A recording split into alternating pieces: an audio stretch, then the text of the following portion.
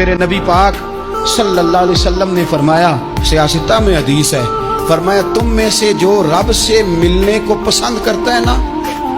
جو اللہ سے ملنے کا شوق رکھتا ہے نا، اللہ بھی اس کی ملاقات کو پسند فرماتا ہے۔ تم میں سے جو رب سے ملنے کا شوق رکھتا ہے، اقبال کیا کہتے ہیں؟ کہتے ہیں تیرے عشق کی انتہا چاہتا ہوں، تو میری سادگی دیکھ میں کیا چاہتا ہوں، میرا ذرا سا تو دل ہے مگر شوق اتنا، میں وہی لن ترانی سنا چاہتا ہوں، مالک میرا دل کرتا ہے میں تجھ سے کہوں رب آریلی،